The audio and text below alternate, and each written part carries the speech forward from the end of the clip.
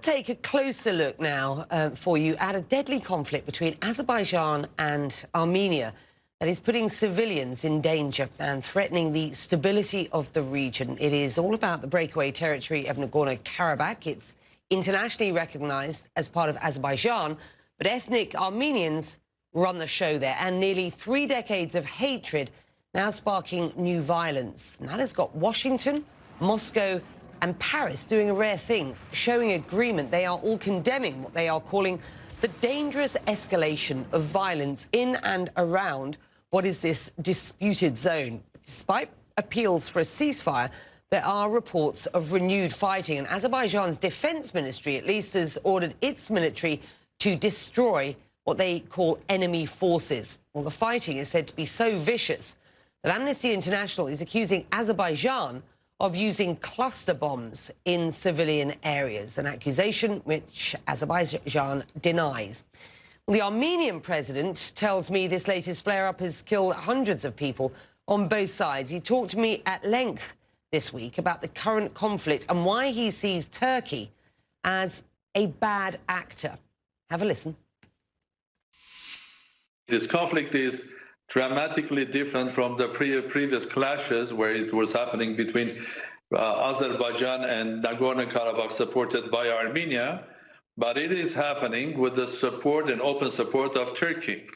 Turkey through its military, officers, generals, mercenaries, terroristic jihadists that were brought in thousands to Azerbaijan to fight Nagorno-Karabakh, and Turkey with its military might pretending that they're there in order to protect some international logistic structures. We will get to Turkey in a moment. I just want to establish what is going on. Have a listen to what Azerbaijan's president had to say just yesterday. Azerbaijan will not allow anyone to conquer Nagorno-Karabakh. Nagorno-Karabakh is Azeri territory. We must return, and we will return. He says Azerbaijan will not cease military action until you have set a timetable for withdrawing troops. Are you willing to do that, sir?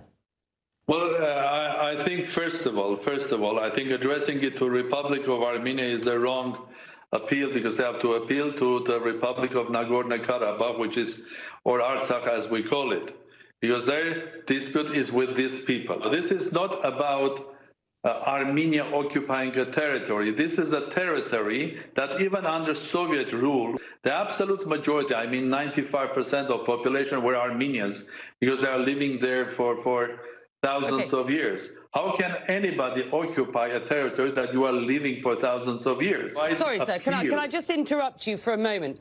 Azerbaijan's Ministry of Defense said radar systems recorded the launch of rockets at Azerbaijan from starting positions in Jermuk, in Gafan, and the Berd regions of Armenia. How do you explain this, sir? This is a fake news, sort of a short answer. Your Prime Minister spoke with the US National Security Advisor, Robert O'Brien, on Thursday, as I understand it, about Turkey's role in the intensifying conflict. What was the outcome of that call, and is the US offering any support? Yeah, I've been speaking about this to many presidents and prime ministers of different countries, asking them to interfere and put pressure on Turkey. Stop interfering in the region, because their interference is taking the conflict an order up in magnitude, in complexity, and also creating something that eventually will become another Syria of Caucasus. But Caucasus, if it becomes a place like Syria, then God help everybody. God help Europe, God help Central Asia. It will affect everybody, including Turkey, Iran, and Russia. So my plea is, if Turkey will be restrained with the help of Russia, United States, and France, then we have a chance of ceasefire, further negotiations, maybe peacekeepers, and then we'll have a chance to go back to the negotiating table, because there is no military solution to this conflict. There can be only peaceful diplomatic solution. I wonder, Given that you are looking for support from the US, and given that call was made on Thursday, just before Donald Trump announced that he had tested positive for COVID-19, I wonder whether you think Washington has its eye off the ball in this conflict. Does that worry you? I don't believe that Washington has its eye off what is happening in Caucasus, because this is a crucial area. It is about not only just important crossroad of many things, but also supply of energy, humanitarian. It's a vital interest of many states. Have a listen to what Turkey's foreign minister had to say in a press briefing alongside the NATO Secretary General. But everyone, namely NATO, should call for the resolution of this problem under international laws.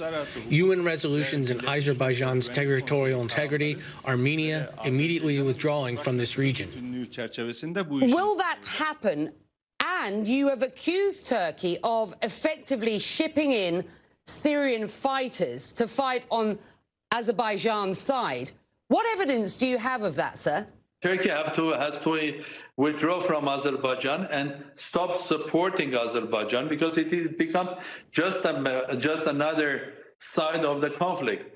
Is NATO ready to accept that the NATO member is a war against Armenia? And on the shipping of Syrian fighters by Turkey to support Azerbaijan, what's your evidence? The evidence is open. It's obvious. I mean, it's video recordings, audio recordings, captured people. And of course, they didn't come on their own. Just finally, Russia is a close ally. What kind of assistance do you hope Russia can provide at this point?